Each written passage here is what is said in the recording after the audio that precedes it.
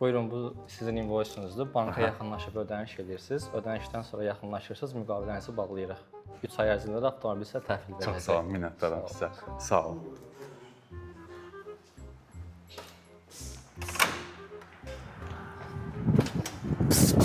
Bayaqdan çağırıram mən səni. Baxmısan, nə işin var? Sonra olsun da məhəbbət. Nə gəlsən sən burada, ha?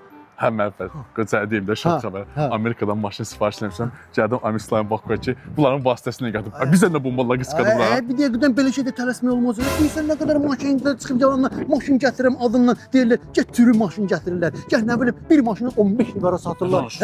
Var çox deyirlər. Elə mən sənə bir dənə yer deyil. Get rahat orada sən o maşın gətirib məsələni həll elə. Bax, həm ucuz, sığortalı, ondan sonra vaxtı-vaxtına təhvil, bir də işte mən 5 manat 3 manat çatmayanda narahat olma. Özləri əlavə qoyurlar sənin əvəzinə pulu, gələndə qaytarsan. Elə harda var elə ki? Harda var? Bir dənə deyə bilərsən. Ay sağ ol. Gedə göstərim mənə mənə.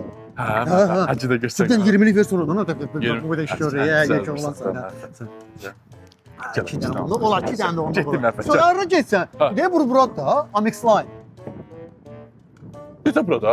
Həbib yəni deməsəm sən düz ünvandasan da. Bunlar da cəməli maşın gətiriblər amma etibarına. Mən özüm buranı bilirəm. Sən mənə deyəcək başqa yer var. Ay sərfəlidir. Aynen belədir. Deməli sən indicə əl sıxdın gedib başqa şirkətdən danışmaqsan. Yekə oğlasına yalanla sinəni şirkətməndir. Adam da gərək vicdan yüz olsun. Oy başqa getsən də deyəcəm sən ki başqa şirkətdən müqavilə Ay, ayıbdır, məhəbbət, ayıbdır. Yaxşı bir dənə 20'lik verirsə onu şey eləyim. Sən nətən şərböhtansına hardan? Şərböhtan ne budursa şirkət göstərdin. Xeyirli olsun. Xeyirli olsun.